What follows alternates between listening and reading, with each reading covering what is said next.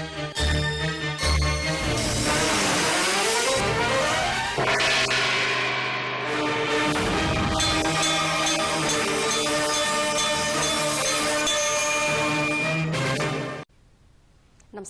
ఘంటారవానికి స్వాగతం. ముందుగా ప్రధాన అంశాలు.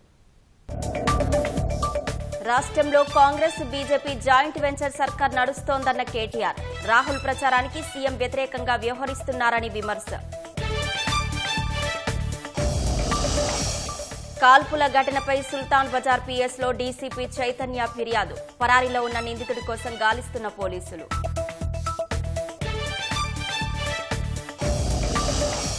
హైదరాబాద్ శివారులో రెండో రోజు ఆర్టీఏ అధికారుల తనిఖీలు. నిబంధనలు పాటించని 5 ప్రైవేటు బస్సులపై కేసులు.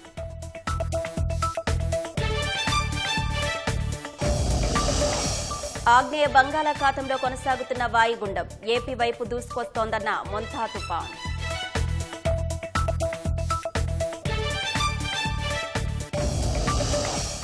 ఢిల్లీ ఎయిర్పోర్ట్లో అక్రమంగా బంగారం తరలిస్తున్న వ్యక్తి అరెస్ట్. ప్రయాణికుడి నుంచి 170 గ్రాముల పసిడి స్వాధీనం.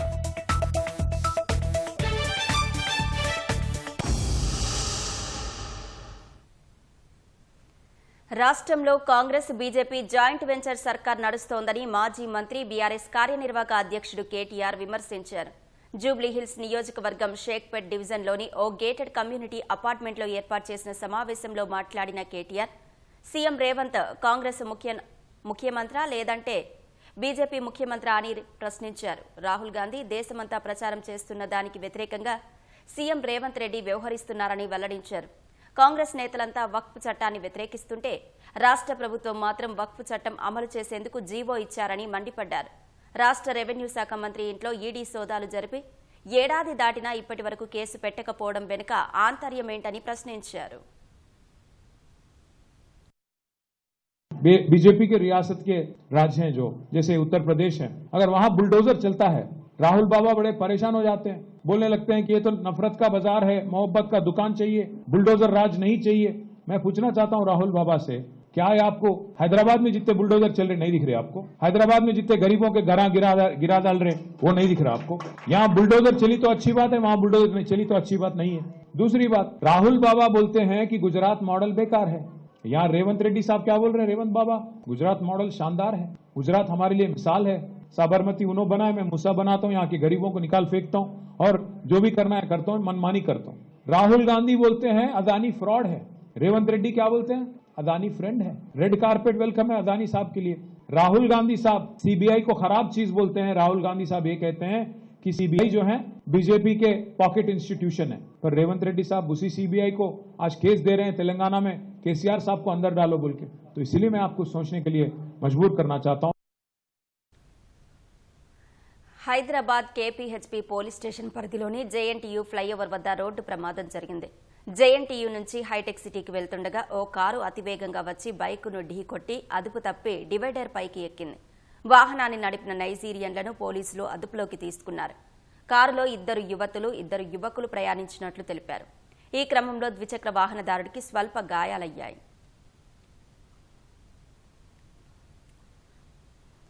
Hyderabad Chadarghat Victoria play ground వద్ద శనివారం జరిగిన కాల్పుల ఘటనపై సుల్తాన్ బజార్ పోలీస్ స్టేషన్లో డీసీపీ చైతన్య ఫిర్యాదు చేశారు. రౌడీ షీటర్ ఒమర్ తన గన్మెన్ మూర్తిపై కత్తితో దాడికి పాల్పడడంతోనే కాల్పులు జరిపినట్లు డీసీపీ చైతన్య వివరించారు. ఓ వ్యక్తి నుంచి సెల్ ఫోన్ లాక్కొని నిందితుడు ఒమర్ ఆటోలో పారిపోతుండగా వెంబడించామని తెలిపారు. ఆ ఆటోలో 3 నిందితులను గుర్తించగా 2 పరారయ్యారని తెలిపారు. ఒమర్ను పట్టుకునేందుకు తన గన్మెన్ మూర్తి ప్రయత్నించగా నిందితుడు ఓ బిల్డింగ్ టెర్రస్ పైకి వెళ్లి పారిపోయేందుకు యత్నించినట్లు పేర్కొన్నారు. గన్మెన్ మూర్తితో కలిసి బిల్డింగ్ ఎక్కి ఒమర్ను పట్టుకునేట్టు తాను ప్రయత్నం చేశానని తెలిపారు. నిందితుడు తన గన్మెన్ మూర్తిపై కత్తితో దాడికి దిగినట్లు డీసీపీ చైతన్య వెల్లడించారు.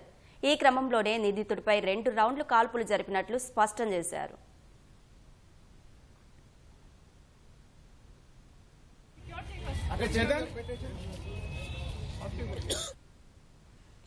కామారెడ్డి జిల్లా బిచ్కుంద మండలం పతలాపూర్ వద్ద రోడ్డు ప్రమాదం జరిగింది. 161వ జాతీయ రహదారిపై కారు బోల్తా పడి 4గురికి తీవ్ర గాయాలయ్యాయి. గాయపడిన వారిని బిచ్కుంద ప్రభుత్వ ఆసుపత్రికి తరలించారు. షిరిడికి వెళ్లి హైదరాబాద్కు తిరిగి వస్తుండగా ఈ ప్రమాదం చోటు చేసుకుంది.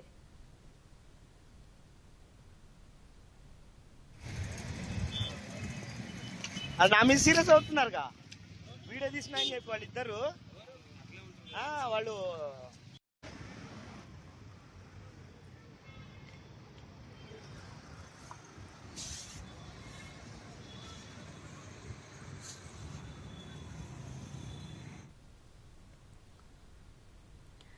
భద్రాద్రి కొత్తగూడెం జిల్లా టేకులపల్లి మండలం గంగారంలోని పాలవాగు వద్ద ఇసుక ట్రాక్టర్లు యజమానులు స్థానికుల మధ్య వాగ్వాదంతో ఉద్రిక్త పరిస్థితులు నెలకొన్నాయి. మండల పరిధిలోని పలు గ్రామాలకు చెందిన ట్రాక్టర్లు పాలవాగులో ఇసుక తోడేందుకు వస్తుండగా కొద్ది రోజుల నుంచి స్థానికులు, రైతులు అడ్డుకుంటున్నారు. ఈ క్రమంలో ఇరు వర్గాల మధ్య ఘర్షణ, తోపులాట జరిగింది. అనంతరం ట్రాక్టర్ల యజమానులు, స్థానికులు పోలీసులను ఆశ్రయించారు.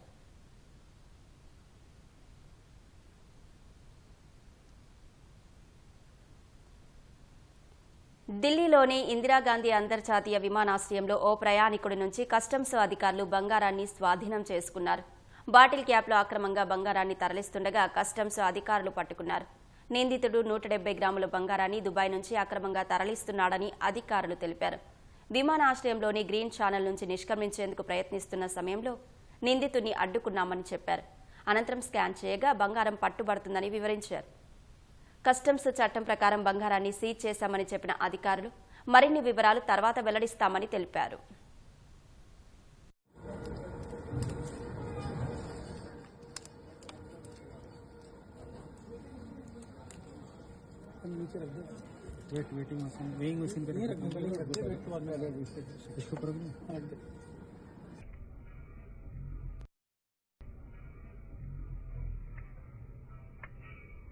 दिखाने के लिए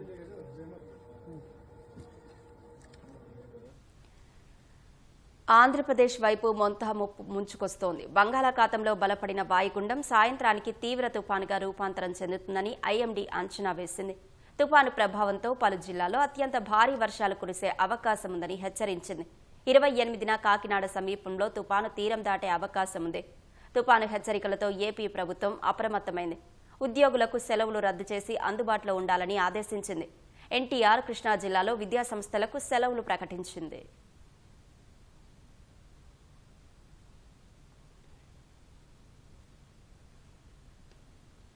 రాష్ట్రంలో స్థానిక సంస్థల ఎన్నికలు మరింత జాప్యమయ్యే సూచనలు కనిపిస్తోంది. నవంబర్ 3న హైకోర్టులో విచారణ తర్వాత 7న చర్చించాలని ఇటీవల కేబినెట్ నిర్ణయించింది. అయితే నవంబర్ 11న జరిగే జూబ్లీహిల్స్ ఉప ఎన్నిక పోలింగ్ ముగిసిన తర్వాతే స్థానిక సంస్థల ఎన్నికలు నిర్వహించాలని ప్రభుత్వం భావిస్తున్నట్లు తెలుస్తోంది. మరోవైపు పంచాయతీల ఎన్నికల ఆలస్యం వల్ల బీసీలో ఉత్కంఠ పెరగడంతో పాటు స్థానికంగా సమస్యలు పేరుకుపోతున్నాయి. జూబ్లీహిల్స్ ఉప ఎన్నిక తర్వాతే రాష్ట్రంలో స్థానిక సంస్థల ఎన్నికలు నిర్వహించాలని ప్రభుత్వం భావిస్తున్నట్లు తెలుస్తోంది. బీసీలకు 42% రిజర్వేషన్లు ఇచ్చేందుకు ప్రభుత్వం చేస్తోన్న ప్రయత్నాలు ఒకడుగు ముందుకు 2 అడుగులు వెనక్కి అన్నట్లుగా కొనసాగుతోంది. దీంతో స్థానిక సంస్థల ఎన్నికల విషయంలో ముందుకెళ్లే విషయంలో ప్రభుత్వం ఆచితూచి వ్యవహరిస్తోంది. బీసీలకు 42% రిజర్వేషన్లు ఇచ్చిన తర్వాతే స్థానిక సంస్థల ఎన్నికలు నిర్వహిస్తామని హామీ ఇచ్చినందున ఎన్నికల నిర్వహణకు సర్కారు భర్జన పడుతోంది. ఏదేమైనప్పటికీ స్థానిక సంస్థల ఎన్నికలు తీవ్ర ఆలస్యం అవుతున్నందున బీసీలో ఉత్కంఠ కొనసాగుతుండటంతో పాటు గ్రామాల్లో సమస్యలు పేరుకుపోతున్నాయి. పంచాయతీలు, మండల, జిల్లా పరిషత్లు, మున్సిపాలిటీలు, కార్పొరేషన్లలో ప్రస్తుతం ప్రత్యేక అధికారుల పాలన కొనసాగుతోంది. రాష్ట్రంలోని 12,769 పంచాయతీలకు 2019 జనవరిలో ఎన్నికలు జరిగాయి. గతేడాది జనవరి 31న సర్పంచ్ల పదవీ కాలం ముగిసింది. రాష్ట్రంలోని 539 జెడ్పీటీసీ, 5,817 ఎంపీటీసీలకు 2019 మే నెలలో ఎన్నికలు జరిగాయి. గతేడాది జూలై 3న మండల పరిషత్, జూలై 4న జిల్లా పరిషత్ పాలక మండళ్ల పదవీ కాలం ముగిసింది. రాష్ట్రంలోని 10 కార్పొరేషన్లు, 118 మున్సిపాలిటీలకు 2020లో ఎన్నికలు నిర్వహించారు. ఈ ఏడాది జనవరి 26న వాటి పదవీ కాలం ముగిసింది. పంచాయతీలు, మండల, జిల్లా పరిషత్లు, మున్సిపాలిటీలు, కార్పొరేషన్ల ఎన్నికలు నిర్వహించలేకపోవడంతో ప్రభుత్వం ప్రత్యేక అధికారులను నియమించింది. ప్రజాప్రతినిధులు లేకపోవడంతో గ్రామాలు, పట్టణాల్లో పారిశుధ్యం, మంచినీరు వంటి సమస్యలు పేరుకుపోతున్నాయి. మరోవైపు కేంద్రం నుంచి రావాల్సిన 15వ ఆర్థిక సంఘం నిధులు కూడా నిలిచిపోయాయి. తెలంగాణకు గ్రామీణ స్థానిక సంస్థలకు 2021 నుంచి 2026 వరకు 7,201 కోట్ల రూపాయలు మంజూరయ్యాయి. ఎన్నికలు జరగకపోవడంతో గత ఆర్థిక సంవత్సరం రావాల్సిన 1,514 కోట్ల రూపాయలను కేంద్రం నిలిపివేసింది. గ్రామ పంచాయతీల ఎన్నికల నిర్వహణకు హైకోర్టు విధించిన గడువు గత నెల 30కే ముగిసింది. సరిగ్గా ఒక రోజు ముందు నోటిఫికేషన్ ఇచ్చిన రాష్ట్ర ఎన్నికల సంఘం హైకోర్టు మధ్యంతర ఉత్తర్వులతో నిలిపివేసింది. నోటిఫికేషన్ నిలిపివేయడాన్ని సవాల్ చేస్తూ ఎన్నికలు నిర్వహించాలంటూ హైకోర్టులో మరో పిటిషన్ దాఖలైంది. ఆ పిటిషన్పై ఈ నెల 17న విచారణ జరిపిన హైకోర్టు స్థానిక సంస్థల ఎన్నికలు ఎప్పుడు నిర్వహిస్తారో 2 వారాల్లో చెప్పాలని ప్రభుత్వాన్ని, ఎస్ఈసీని ఆదేశించి నవంబర్ 3కి వాయిదా వేసింది. ఆ రోజున విచారణ పరిణామాలను పరిశీలించి నవంబర్ 7న స్థానిక సంస్థల ఎన్నికలపై చర్చించాలని కేబినెట్ 2 రోజుల క్రితం నిర్ణయించింది. మరోవైపు స్థానిక సంస్థల్లో బీసీలకు 42% రిజర్వేషన్ల అంశం తేలడం లేదు. బిల్లులు రాష్ట్రపతి, గవర్నర్ వద్ద పెండింగ్లోనే ఉన్నాయి.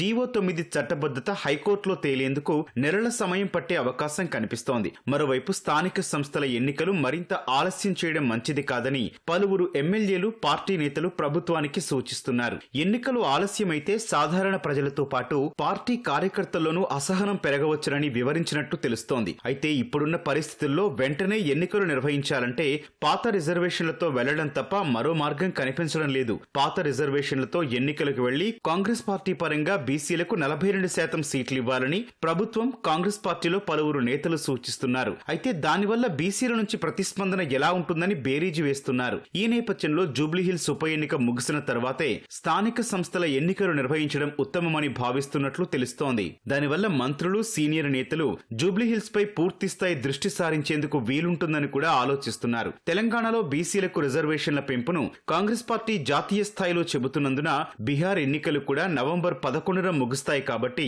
అప్పటి వరకు వేచి చూడాలనే వ్యూహం ఉన్నట్లు రాజకీయ వర్గాల్లో ప్రచారం జరుగుతోంది. ఎలా చూసినా గ్రామ పంచాయతీల ఎన్నికలకు కొంత సమయం పట్టే అవకాశం కనిపిస్తోంది. మున్సిపాలిటీలు, కార్పొరేషన్ల ఎన్నికలు మరింత జాప్యమయ్యే సూచనలు కనిపిస్తున్నాయి. ఆరుగాలం శ్రమించి పంటను పండించడం ఒక ఎత్తైతే ఆ పంటను అమ్ముకోవడం రైతులకు సమస్యగా మారుతోంది. ధాన్యాన్ని కొనుగోలు కేంద్రాలకు తీసుకొచ్చినప్పటి నుంచి మిల్లులకు చేరేంత వరకు కర్షకులు ఎన్నో ఇబ్బందులు పడాల్సి వస్తోంది. ఉమ్మడి నల్గొండ జిల్లాలో వర్షాలకు ధాన్యం తడిసి ముద్దవుతోంది. సమస్యలపై అధికారులకు విన్నవించినా ఫలితం లేకపోవడంతో పలు చోట్ల రైతులు ఆందోళనకు దిగుతున్నారు. ఉమ్మడి నల్గొండ జిల్లాలో ధాన్యం కొనుగోలు ప్రక్రియ నెమ్మదిగా సాగుతోంది. నల్గొండ జిల్లాలో 350, సూర్యాపేట జిల్లాలో 300, యాదాద్రి భువనగిరి జిల్లాలో 280 కొనుగోలు కేంద్రాలను ప్రారంభించారు. కొన్ని చోట్ల తేమ, తాలు పేరుతో ధాన్యం కొనుగోళ్లు ప్రారంభించలేదు. వర్షాలకు ధాన్యం తడిచిపోయి మొలకలు వస్తున్నాయని రైతులు ఆందోళన చెందుతున్నారు. 15 రోజుల నుంచి కొనుగోలు కేంద్రాల వద్దనే పడిగాపులు కాస్తున్నారు.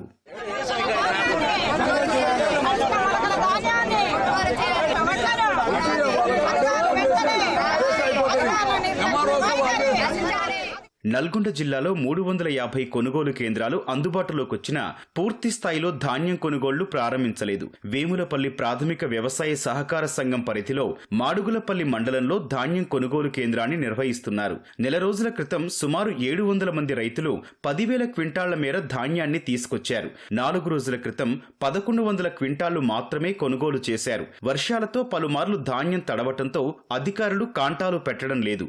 రైతులు ప్రతిరోజు ధాన్యం ఆరబెట్టడం, వర్షం వస్తే పట్టాలు కప్పడం, మళ్లీ ధాన్యం తడవడంతో ఆందోళనకు దిగారు.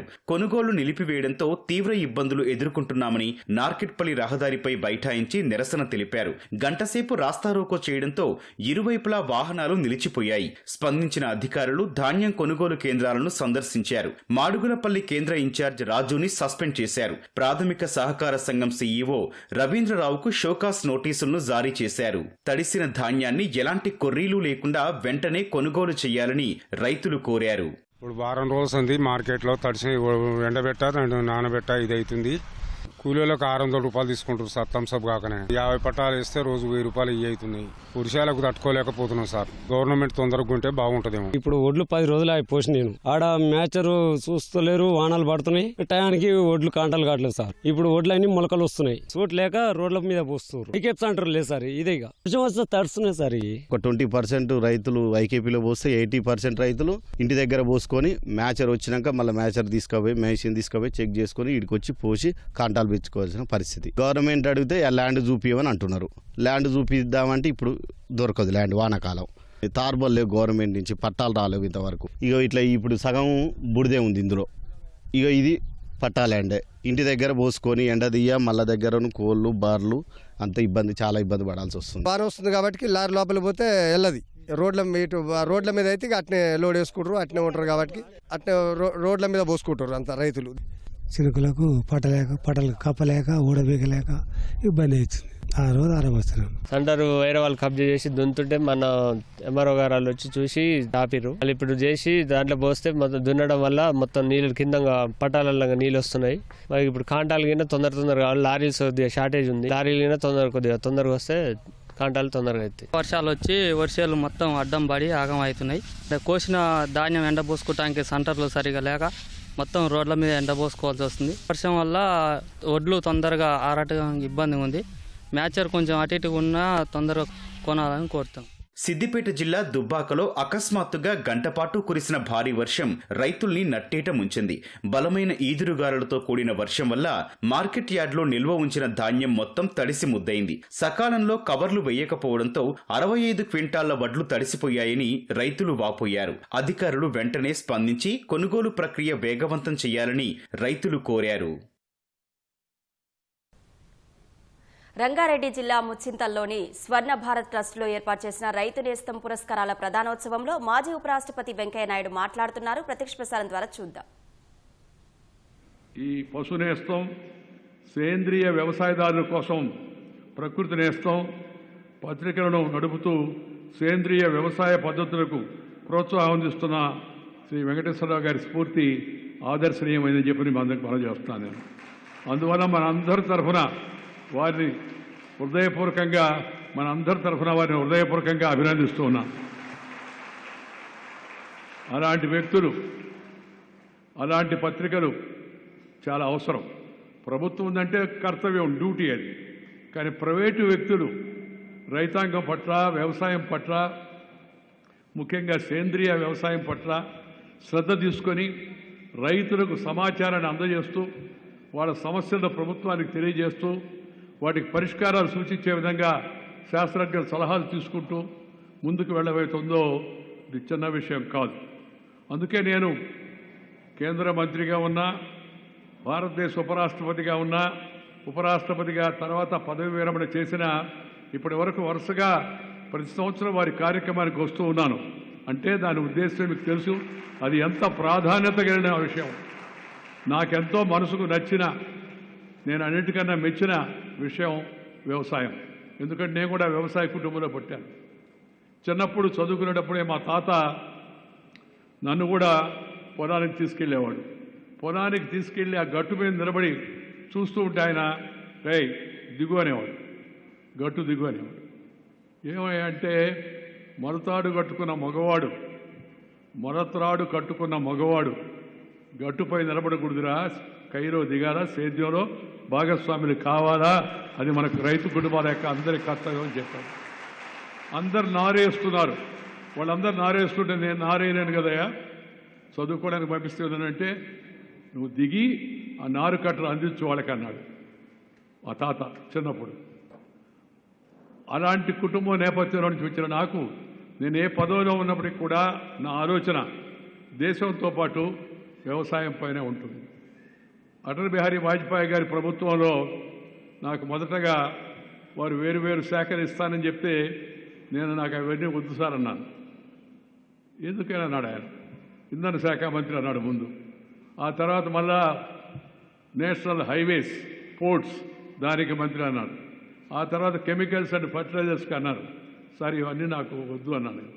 అంటే వాజ్పేయి గారు కొద్దిగా అసహనంగా నీకేం కావాలో చెప్పబోయా అన్నాడు.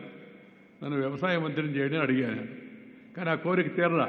కారణం ఏంటంటే ఆ రోజు ప్రభుత్వంలో మిత్రపక్షమైన యొక్క పార్టీ చెందిన నితీష్ కుమార్ గారు వ్యవసాయ మంత్రిగా ఉన్నారు.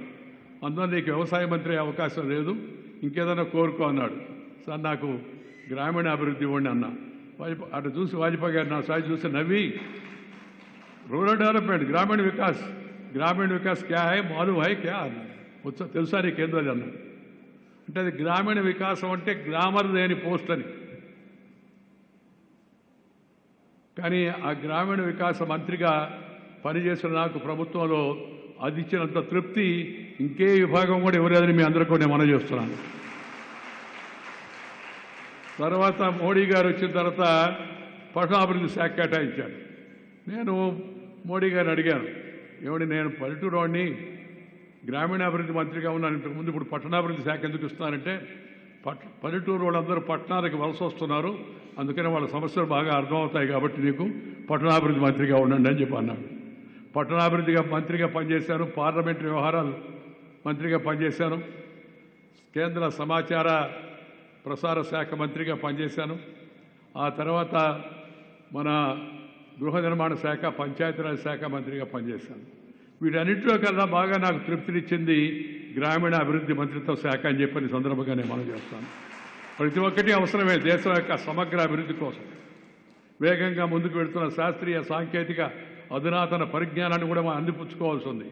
కానీ మొదటిగా గ్రామాల్లో నివసించే చేతివృత్తుల వాళ్ళు, రైతులు, వాళ్ళ సమస్యలను రాజకీయ నాయకులు ముందుగా అన్నిటికన్నా తెలుసుకోవాల్సి ఉంది, వాళ్ళని కలుసుకోవాల్సి ఉంది, విషయాలను అర్థం చేసుకోవాల్సి ఉంది. తద్వారా పరిపాలనలో వాటి యొక్క సమస్యలకు పరిష్కారాన్ని కనుక్కునే ప్రయత్నం చేయాల్సిన అవసరం ఉంది.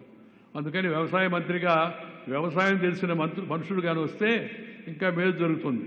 మన తెలంగాణకు అదృష్టం ఒక రకంగా చెప్పాలంటే తుమ్మల నాగేశ్వరరావు గారు లాంటి యొక్క రైతు కుటుంబంలో పుట్టి రైతాంగ విషయాలు క్షుణ్ణంగా తెలిసిన వ్యక్తిని తెలంగాణ ప్రభుత్వం వారిని వ్యవసాయ శాఖ మంత్రిగా నియమించింది.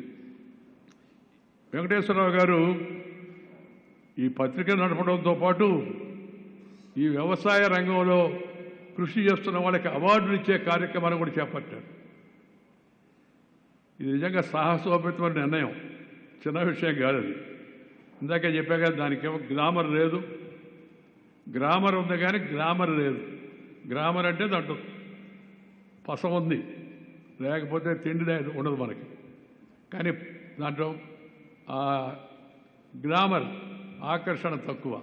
అయినప్పటికీ ఆ రంగంలో మరి ఒంటరి పోరాటం చేస్తున్నారు. 15 సంవత్సరాలుగా ఈ స్ఫూర్తిని కొనసాగిస్తున్న వారిని మనం అభినందించడమే కాకుండా వారి స్ఫూర్తిని తీసుకొని మరికొంతమంది ఆ రంగాల్లోకి రావాల్సిన అవసరం ఉందని నేను భావిస్తున్నాను. ఈరోజు ముప్పవరు ఫౌండేషన్ అని స్వర్ణ భారత్ ట్రస్టు మా మిత్రులంతా కలిసి ఏర్పాటు చేసింది.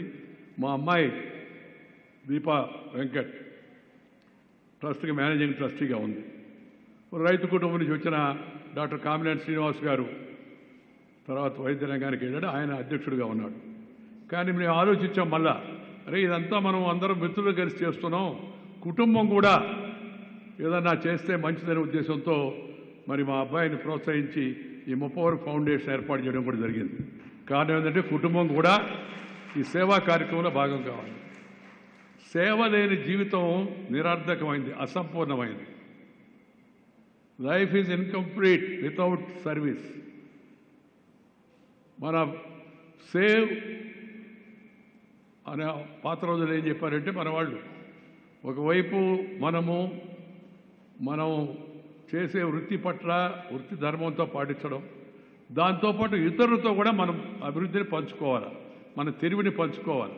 ఇప్పుడు ఈ శాస్త్రజ్ఞులు ఉన్నారు కదా, విస్తరణ అధికారులు ఉన్నారు కదా, వాళ్ళు ఎందుకు మనం అభినందించామంటే వాళ్ళు తమ తెలివిని ఇతరులతో పంచుకుంటున్నారు, రైతులతో పంచుకుంటున్నారు, దేశానికి చాలా మంచిగా మేలు చేస్తున్నారు. అందుకని వాళ్ళని కూడా మనం ఈ కార్యక్రమం సందర్భంగా మనం అభినందిస్తున్నాం.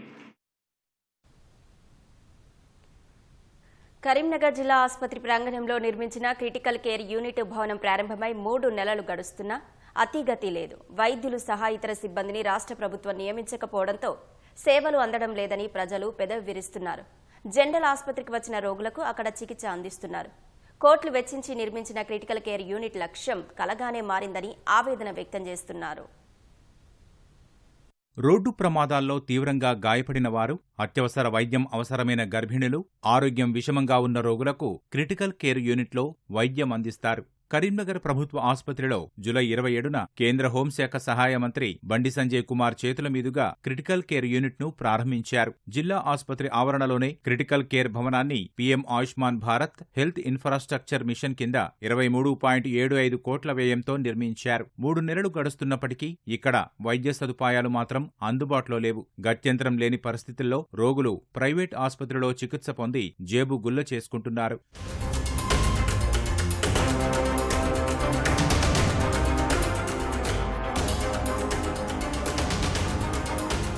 ఉమ్మడి కరీంనగర్ జిల్లాలో అధికంగా రోడ్డు ప్రమాదాలు జరుగుతుంటాయి. రోజుకు ఒకరిద్దరైనా అత్యవసర పరిస్థితుల్లో ఇక్కడికి వస్తుంటారు. చావు బతుకుల మధ్య కొట్టుమిట్టాడుతున్న క్షతగాత్రులను సౌకర్యాలు లేకపోవడంతో వరంగల్ ఎంజీఎం, హైదరాబాద్ గాంధీ ఆసుపత్రికి తరలిస్తున్నారు. క్రిటికల్ కేర్ యూనిట్లో అనుభవజ్ఞులైన neuro surgeon, neuro physician, nephrologist, cardiology వైద్య బృందంతో పాటు ఆర్థోపెడిక్ సర్జన్, అనస్థీషియా, జనరల్ సర్జన్లు ఉండాలి. కానీ ప్రస్తుతం జనరల్ ఆసుపత్రిలో పనిచేస్తున్న ఆర్థోపెడిక్, జనరల్ సర్జన్, అనస్థీషియా డాక్టర్లు ఇక్కడ కూడా సేవలు అందిస్తున్నారు. అయితే పూర్తి స్థాయిలో సిబ్బందిని రాష్ట్ర ప్రభుత్వం నియమించకపోవడంతో 3 నెలలుగా భవనం ఖాళీగా ఉంటోంది. ఖాళీ ఉన్న క్రిటికల్ కేర్ యూనిట్లో జనరల్ ఆసుపత్రిలోని చికిత్స పొందుతున్న రోగులకు ప్రస్తుతం వైద్యం అందిస్తున్నారు. మంచి ఉద్దేశంతో నిర్మించిన క్రిటికల్ కేర్ యూనిట్ కోసం సిబ్బందిని నియమించి పూర్తి స్థాయిలో ప్రజలకు అందుబాటులోకి తేవాలని స్థానికులు డిమాండ్ చేస్తున్నారు. ఉమ్మడి జిల్లాలో యాక్సిడెంట్లకు గురై చాలా మంది సింగరేణి నుంచి కావచ్చు, అట్లాగే మిగతా జిల్లాల నుంచి వెళ్ళి కావచ్చు ఇక్కడికి వస్తున్నటువంటి పరిస్థితి ఉంది. ఈ హాస్పిటల్ క్రిటికల్ కేర్ అంటేనే ఎప్పుడు చనిపోతారో తెలియనటువంటి పరిస్థితి అత్యవసర విభాగానికి సంబంధించింది. అలాంటి వాటిల్లో సిబ్బందిని కేటాయించకపోవడం అయితే ఇది చాలా సిగ్గుచేటు. వెంటనే డబ్బులు కేటాయించి బిల్డింగులు కట్టడం కాదు, దానికి సరిపడేటువంటి డాక్టర్ కానీ, సిబ్బందిని కానీ, అలాగే మిషనరీస్ని కానీ, టెక్నీషియన్స్ని కానీ వెంటనే కేటాయించాలని చెప్పి కూడా మేము ఈ సందర్భంగా ప్రభుత్వాన్ని డిమాండ్ చేస్తూ ఉన్నాం. ప్రధాన సివిల్ హాస్పిటల్లో 24 కోట్లు సెంట్రల్ గవర్నమెంట్ ఫండ్స్ తోటి క్రిటికల్ కేర్ విభాగాన్ని ఏర్పాటు చేయడం జరిగింది. అందులో సిబ్బందిని నియమించడంలో రాష్ట్ర ప్రభుత్వం కూడా ఘోరంగా విఫలం చెందుతా ఉంది. ఇది పనిచేయకపోవడం వల్ల చాలా మంది ప్రాణాలు పోతా ఉన్నాయి. యాక్సిడెంట్ అయ్యి వాళ్ళు ఉటావుటిన ఈ యొక్క ఆసుపత్రికి వస్తే అక్కడ వైద్యులు లేక, సిబ్బంది లేక చాలా ఇబ్బందులు పడి ఈ ప్రాణాలు పోతున్నటువంటి సంఘటనలు చాలా జరుగుతూ ఉన్నాయి. కానీ దీన్ని పట్టించుకోవడంలో రాష్ట్ర ప్రభుత్వ సంబంధించినటువంటి అధికారులు పూర్తిగా విఫలమయ్యారు. అదేవిధంగా జిల్లా కలెక్టర్ గారు వెంటనే స్పందించి ఈ యొక్క క్రిటికల్ కేర్లో ఏ విభాగాల్లో మన ఖాళీలు ఉన్నాయో వాటిని వెంటనే భర్తీ చేయాలి. ప్రస్తుతానికి అందుబాటులో ఉన్న వైద్య బృందంతో సేవలను అందిస్తున్నామని, ప్రత్యేక వైద్య సిబ్బంది నియామకానికి సంబంధించిన అంశాన్ని ఉన్నతాధికారుల దృష్టికి తీసుకెళ్లామని ఆసుపత్రి సూపరింటెండెంట్ డాక్టర్ వీరారెడ్డి తెలిపారు. మేము హైయర్ ఆఫీసర్స్కి దానికి కావాల్సిన స్టాఫ్ అది రాసినాం, వాళ్ళ దృష్టిలో ఉంచడం జరిగింది. ఆ స్టాఫ్ వస్తే ప్లస్ దాంట్లో న్యూరో సర్జన్స్ కానీ, కార్డియాలజీ, అక్కడ క్యాత్ ల్యాబ్ కూడా మేము స్పేస్ అయితే అలాట్ చేయడం జరిగింది. క్యాత్ ల్యాబ్ కూడా వస్తుంది మనకి.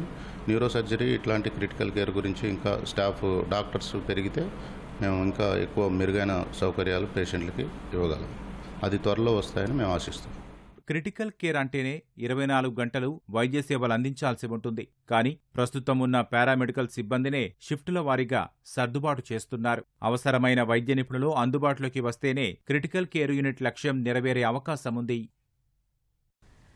హనుమకొండ జిల్లా భీమదేవరపల్లి మండలం ముల్కనూరులో గుప్త నిధుల కోసం అక్రమ తవ్వకాలు చేస్తున్న ముఠాను పోలీసులు అరెస్టు చేశారు.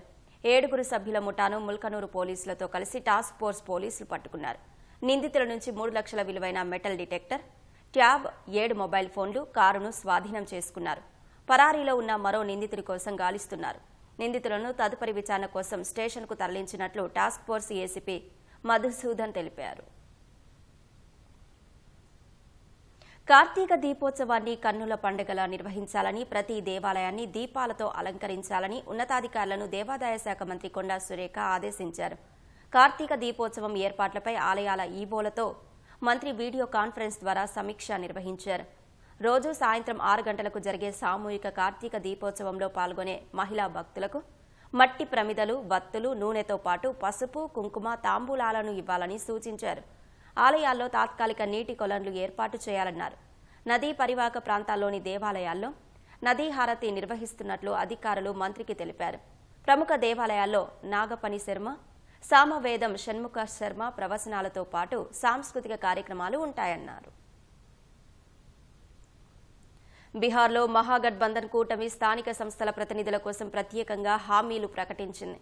తాము అధికారంలోకి వస్తే స్థానిక సంస్థల ప్రతినిధుల వేతనాలను రెట్టింపు చేస్తామని మహాగఠబంధన్ కూటమి సీఎం అభ్యర్థి ఆర్జేడీ నేత తేజస్వి యాదవ్ తెలిపారు. వారికి 50 లక్షల రూపాయల బీమాతో పాటు పెన్షన్ ఇస్తామని హామీ ఇచ్చారు. రేషన్ డీలర్లకు ఇచ్చే గౌరవ వేతనాన్ని పెంచుతామని చెప్పారు. నాయి బ్రాహ్మణులు, కుమ్మరి, వడ్రంగి కుల వృత్తుల వారికి 5 లక్షల రూపాయల వరకు వడ్డీ లేని రుణాలు ఇస్తామని హామీ ఇచ్చారు. బీహార్ ప్రజలు జేడీయూ, బీజేపీలకు 20 ఏళ్లు అధికారం ఇచ్చారని, ఈసారి తమకు అధికారం కట్టబెడితే 20 నెలల్లోనే మార్పు తీసుకొస్తామని తేజస్వి యాదవ్ తెలిపారు. ప్రజలపై తనకు విశ్వాసం ఉందని, ఈసారి అధికారంలో తప్పక మార్పు ఉంటుందని ధీమా వ్యక్తం చేశారు. బీజేపీ ఎత్తుగడలను ప్రజలు పసిగట్టారని, ఈసారి వారికి గుణపాఠం చెబుతారని అన్నారు. నటుడు టీవీకే వ్యవస్థాపకుడు విజయ్ నిర్వహించిన ర్యాలీ సందర్భంగా తొక్కిసలాట జరిగిన కరూర్ ఘటన దర్యాప్తును సీబీఐ చేపట్టింది. సెప్టెంబర్ 20న జరిగిన తొక్కిసలాటలో 41 మంది ప్రాణాలు కోల్పోగా 60 మంది గాయపడ్డారు. నిబంధనల మేరకు సీబీఐ కేసును మళ్లీ నమోదు చేసింది. ఘటన జరిగిన కరూర్లోని వేలుసామిపురం ప్రాంతాన్ని సీబీఐ ప్రత్యేక దర్యాప్తు బృందం సందర్శించింది. స్థానిక కోర్టుకు కేసు వివరాలను తెలియజేసింది. టీవీకే దాఖలు చేసిన పిటిషన్పై విచారణ జరిపిన సుప్రీంకోర్టు కేసు దర్యాప్తును సీబీఐకి అప్పగిస్తూ ఆదేశాలు జారీ చేసింది. సీనియర్ అధికారిని నియమించి కేసును దర్యాప్తు చేయించాలని సూచించింది. సీబీఐ దర్యాప్తును పర్యవేక్షించేందుకు సుప్రీంకోర్టు మాజీ న్యాయమూర్తి జస్టిస్ అజయ్ రస్తోగి నేతృత్వంలో 3 సభ్యుల కమిటీని కూడా సర్వోన్నత న్యాయస్థానం నియమించింది. ఈ నేపథ్యంలోనే సీబీఐ అధికారులు కేసు విచారణ చేపట్టారు. కెనడా ఉత్పత్తులపై అమెరికా మరో 10% టారిఫ్ విధించింది. సుంకాలకు వ్యతిరేకంగా రూపొందించిన యాడ్ను వెంటనే తొలగించకపోవడంతో అధ్యక్షుడు డొనాల్డ్ ట్రంప్ ఆ దేశంపై సుంకాల మోత మోగించారు. గతంలో అమెరికా మాజీ అధ్యక్షుడు రొనాల్డ్ రీగన్ సుంకాలకు వ్యతిరేకంగా చేసిన ఆడియో క్లిప్లతో కెనడాలోని ఒంటారియో ప్రావిన్స్ ప్రభుత్వం ఆ యాడ్ రూపొందించింది. దీంతో ఆగ్రహానికి గురైన ట్రంప్ కెనడాతో వాణిజ్య చర్చలను నిలిపివేస్తున్నానని ఈ నెల 24న ప్రకటించారు. సుంకాలపై రొనాల్డ్ రీగన్ చేసిన ప్రసంగాన్ని తప్పుడు పద్ధతిలో కెనడా ప్రచారం చేస్తోందని ఆక్షేపించారు. తాజాగా యాడ్ను తొలగించలేదని చెబుతూ కెనడా ఉత్పత్తులపై అదనంగా 10% టారిఫ్ విధించారు. జాతీయ భద్రత, ఆర్థిక వ్యవస్థ దృష్ట్యా రొనాల్డ్ రీగన్ సుంకాలను సమర్థించారని ట్రంప్ తన సామాజిక మాధ్యమం ట్రూత్ సోషల్లో పోస్టు చేశారు.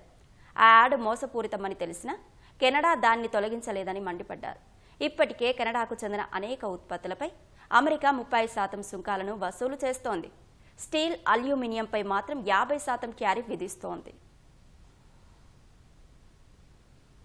ఆసియాన్ సదస్సులో పాల్గొనేందుకు అమెరికా అధ్యక్షుడు డొనాల్డ్ ట్రంప్ మలేసియాకు చేరుకున్నారు. సెపాంగ్ విమానాశ్రయంలో డొనాల్డ్ ట్రంప్నకు మలేషియా ప్రధాని అన్వర్ ఇబ్రహీం స్వాగతం పలికారు. అనంతరం ఇరువురు నేతలు రెడ్ కార్పెట్పై నడుచుకుంటూ వస్తున్న సమయంలో మలేషియా బృందం చేస్తున్న సంప్రదాయ నృత్యాన్ని ట్రంప్ తిలకించారు.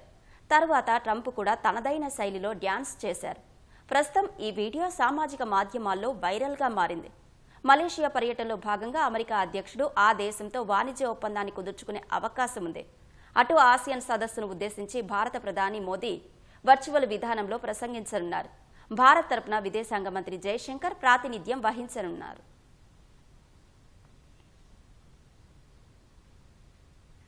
మనిషిలో నిర్మాణాత్మక ధోరణి పెంపొందించడంలో సాహిత్యానిది ప్రధాన పాత్ర. అలాంటి సాహిత్యం వెలువడుతున్న నవతరానికి నిండుగా అందడం లేదు. నూతన రచయితల ఆలోచనలు, పాతతరం రచయితల దృక్పథాన్ని ఒకచోట చేర్చి అంతరాల్ని తరిమేసే కార్యక్రమానికి భాగ్యనగరం వేదికైంది. భిన్న రకాల సాహిత్య అంశాలతో అంబేద్కర్ ఓపెన్ యూనివర్సిటీ ప్రాంగణం కోలాహలంగా మారింది. అంబేద్కర్ ఓపెన్ యూనివర్సిటీ వేదికగా ఛాయా లిటరరీ ఫెస్టివల్ ఘనంగా జరిగింది. లోగిలి, ముంగిలి, కితాబ్, ముచ్చట, బుక్ బజార్ పేరిట వేదికలు ఏర్పాటు చేసి నిర్వహించిన కార్యక్రమాలు సాహితీ ప్రియుల్ని ఆకట్టుకున్నాయి. లోగిలి వేదికగా దక్షిణాది స్వరాలు, తెలుగు సాహిత్యం, కొత్త కాపు ఇలా పలు అంశాల గురించి పలువురు ప్రముఖులతో చర్చలను ఏర్పాటు చేశారు. తెలుగు కేంద్రంగా సాహితీ ఉత్సవం ఉండాలని సంకల్పించి కార్యక్రమాన్ని ఏర్పాటు చేశామని ఛాయా రిసోర్స్ సెంటర్ డైరెక్టర్ అరుణాగ్లత అన్నారు. ఒక రకంగా ఈ దేశంలో జరుగుతున్న అనేక ఫెస్టివల్స్ అది ఆంగ్ల భాష ప్రాతినిధ్యానికి సంబంధించినవి. ఒక దక్షిణ భారతదేశ భాషలన్నింటినీ కలుపుతూ బెంగళూరులో చేస్తున్న బుక్ బ్రహ్మ తర్వాత తెలుగు కేంద్రంగా ఒక సాహితీ ఉత్సవం ఉండాలని ఛాయా సంకల్పించి ఈ ఛాయా లిటరేచర్ ఫెస్టివల్కి అంకురార్పణ చేసింది. ఈ ఫెస్టివల్ తెలుగు కేంద్రంగా తెలుగు సాహిత్యాన్ని చర్చిస్తూ తెలుగు సాహిత్యంలో వస్తున్న వచ్చిన ధోరణులు అనేక సమకాలీన అంశాల పట్ల దీంట్లో చర్చలు ఉంటాయి. ఇది తెలుగులో జరుగుతున్న మొదటి ఆధునిక తెలుగు సాహిత్యోత్సవం. పాత తరం రచయితలకి, కొత్త తరం రచయితలకి ఒక అడ్డుగోడ ఏర్పడేది. ఆ అడ్డుగోడని తెంపడానికి ఈ వేదిక ఉపయోగకరంగా ఉంటుంది. ఎందరో 40 ఏళ్ళుగా 50 ఏళ్ళుగా రాస్తున్న కవులు, రచయితలు ఇక్కడికి వచ్చారు. అదేవిధంగా ఇప్పుడే కలం చేతపట్టి రాస్తున్న యువతరం రచయితలు కూడా ఇక్కడికి వచ్చారు. వారికి వీరికి మధ్యలో పరిచయం ఏర్పడటం కావచ్చు, లేదా అవినాభావ సంబంధం ఏర్పడటం కావచ్చు. దానికి ఇది ఒక వేదికగా పనిచేస్తుందని నేను భావిస్తున్నాను. ప్రపంచమంతా మారిపోయిన దాంట్లో మళ్ళీ ఈ నావెల్స్ని ఇవి ఇలా పార్టిసిపేషన్ చేయించడం అందరినీ. నాకు ఎప్పుడో 30 years బ్యాక్ నేను కోటికి వెళ్ళి ఫుట్పాత్ మీద ఇలా బుక్స్ కావాల్సినవి కొనుక్కొని వచ్చేవాడిని చదవటానికి. సో ఒకసారి ఆ మెమొరీస్ అన్నీ గుర్తొచ్చాయి. కొత్త తరం రచయితలకు పాత తరం రచయితలకు ఉన్న అంతరాల్ని, పుస్తక రచయితలకు పాఠకులకు మధ్య ఉండే వ్యత్యాసాన్ని పూడ్చేందుకు ఇలాంటి కార్యక్రమాలు ఉపయోగపడతాయని యువ రచయితలు అభిప్రాయపడుతున్నారు. యువ రచయితలకు సృజనాత్మకత పెంపొందించడానికి ఇలాంటి కార్యక్రమాలు ఉపయోగపడతాయని వెల్లడించారు. దాదాపు 4 వేదికలు, 40 సెషన్స్. ఇదొక పండుగ. సాహిత్యకారులందరికీ మేము అందరం ఒక దగ్గర కూర్చుంటాం, కలుస్తాం, మాట్లాడుకుంటాం. కరోనా తర్వాత అసలు కలవడాలు అనేది ఆగిపోయిన ఈ టైంలో ఛాయా ఉత్సవం జరగడం చాలా హ్యాపీగా ఉంది. ఇలాంటివి ఇంకా జరగాలి. యాక్చువల్గా ప్రభుత్వం కూడా ఇలాంటి చొరవ తీసుకొని ఇలాంటివి చేయాల్సిన అవసరం ప్రస్తుతం ఉంది. ఛాయ కేవలం ప్రచురణ సంస్థగా కాకుండా దానికంటే మించి సాహిత్యంలోకి చొచ్చుకొని పోయి ఎంతో సాహిత్య సేవ చేస్తుంది. తెలుగు లిటరేచర్లో ఫస్ట్ టైం ఈ లిటరరీ ఫెస్ట్ అనేది జరుగుతుంది. చూస్తూ ఉంటే ఇక్కడ ఒక మినీ బుక్ ఫేర్ లాగా ఆ ఫీల్ అనేది వస్తుంది. సో ఇది చాలా మందికి ఉపయోగపడుతుంది. యంగ్ రైటర్స్ ఇంకా రాయడానికి లేదా వారిని ఎంకరేజ్ చేయడానికి ఈ బుక్ ఫెస్ట్ అనేది ఉపయోగపడుతుందని నా ఒపీనియన్. యువ పాఠకులకు ఇప్పుడున్న రచయితలకు కానీ ఆ మధ్యలో ఏదైతే గ్యాప్ ఉందో అది ఇటువంటి లిటరరీ ఫెస్ట్ ద్వారా అది ఫుల్ఫిల్ అవుతుంది. పుస్తక ప్రేమికులకు ఇదొక పండుగ లాంటిదని ప్రభుత్వం చొరవ తీసుకొని ఇలాంటి కార్యక్రమాలు ఏర్పాటు చేయాలని రచయితలు కోరుతున్నారు.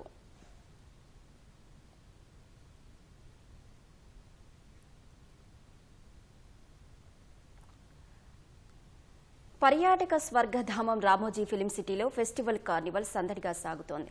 వారాంతపు సెలవులు రావడంతో ఫిల్మ్ సిటీకి పెద్ద ఎత్తున సందర్శకులు తరలివచ్చారు. ఫెస్టివ్ కార్నివల్ నవంబర్ 2న ముగియనుంది. మరో వారం రోజులు మాత్రమే మిగిలి ఉండడంతో వివిధ ప్రాంతాల నుంచి పర్యాటకుల తాకిడి ఎక్కువైంది. వెలుగు జిలుగుల్లో ఫిల్మ్ సిటీ అందాలు సందర్శకులను ఆకట్టుకున్నాయి. భూతల స్వర్గం, రంగుల ప్రపంచం రామోజీ ఫిలిం సిటీ ఫెస్టివ్ కార్నివల్లో భాగంగా ఏర్పాటు చేసిన కార్యక్రమాలు పర్యాటకులను కట్టిపడేస్తున్నాయి. వినోద కార్యక్రమాలు అలరిస్తున్నాయి. యువత, మహిళలు, పిల్లలు అని తేడా లేకుండా రామోజీ ఫిలిం సిటీలో ఉల్లాసంగా, ఉత్సాహంగా గడిపారు.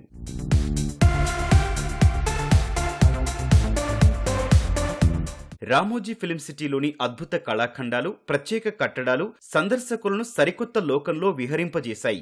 బాహుబలి సెట్ వీక్షకులను మంత్రముగ్ధులను చేసింది. ఉదయం ఫిల్మ్ సిటీ అందాలను వీక్షించిన పర్యాటకులను సాయంత్రం సాంస్కృతిక కార్యక్రమాలు అలరింపచేశాయి. ఫిల్మ్ సిటీ అందాలు చూసి సరికొత్త అనుభూతి పొందుతున్నామని పర్యాటకులు చెబుతున్నారు. रामोजी फिल्म सिटी में आज पहली बार आई हूँ, लेकिन यहाँ पे आने के बाद फिल्म्स कैसे बनती है और यहाँ पूरे प्रोसेसिंग उसका कैसा होता है, काफ़ी कुछ सीखने मिला और देखने भी मिला और काफ़ी एंटरटेनिंग है और बच्चों के हिसाब से भी काफ़ी कुछ लर्निंग यहाँ से मिल सकते हैं. We really enjoyed it. It was a nice experience over here. First time हम इस रामोजी फिल्म सिटी में हैं. बेसिकली मुंबई से हैं. यहाँ पर बहुत सारी चीज़ें देखने जैसी है, जैसे बच्चों के लिए खेलने के लिए खाने के अच्छे रेस्टोरेंट्स हैं, या फिर यहाँ पर देखा जाए तो जो फिल्म बनाई है इन्होंने, जो फिल्म बनाने का तरीका बताया वो बहुत ही बढ़िया है. सबको रिकमेंड करता हूँ कि ज़रूर आइए, एक बार सच्ची में आप आइए, एंजॉय कीजिए. पहली बार रामोजी को आया था और बहुत सारे खेलने को था, गेम जोन्स और बहुत कुछ था. बहुत मज़ा आया हमको इधर. बोलने नहीं पा रहा क्योंकि इतना अच्छा था ये. रामोजी में आके बहुत अच्छा लगा. ये फर्स्ट एवर विजिट है मेरा और बहुत अच्छा अरेंजमेंट है. खाने का भी अरेंजमेंट बहुत सही है और काफ़ी एक अलग एक्सपीरियंस रहा है. मैं अपने दोस्तों को, परिवार पे बाकी लोगों को भी रिकमेंड करूँगा, एक बार अवश्य विजिट करें. కళ్ళు మిరుమిట్లు గొలిపే విద్యుత్ కాంతుల్లో రామోజీ ఫిలిం సిటీ అందాలు సందర్శకుల మదిని ఆకర్షిస్తున్నాయి. తెలుగు రాష్ట్రాల నుంచే కాకుండా దేశ నలుమూలల నుంచి పర్యాటకులు వస్తున్నారు. సాంస్కృతిక కార్యక్రమాల్లో కళాకారుల నృత్యాలు ఆకట్టుకున్నాయని పర్యాటకులు ఆనందం వ్యక్తం చేస్తున్నారు.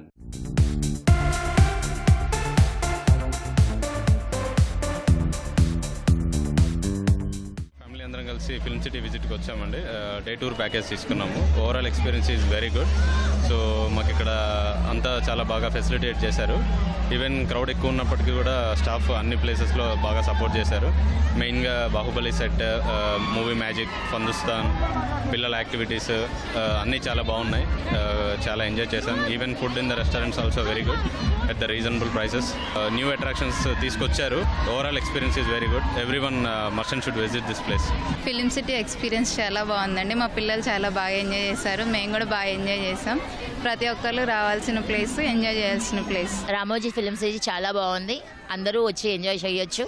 మా పిల్లలకైతే చాలా నచ్చింది. ఫెస్టివ్ కార్నివాల్కు విశేష స్పందన వస్తోంది. నవంబర్ 2న కార్నివాల్ ముగియనుండటంతో పర్యాటకులు భారీగా తరలి వస్తున్నారు. చాలా బాగా అనిపించింది. మాకు రైడ్స్ చాలా బాగా నచ్చాయి. యాక్చువల్లీ ట్రైన్ రైడ్ ఒకటి ఉంది, అది చాలా బాగుంది. ఫస్ట్ మ్యూజికల్ ఈవెంట్ అది ఉంది, అది కూడా చాలా ఓపెనింగ్ ఈవెంట్, అది కూడా చాలా బాగుంది.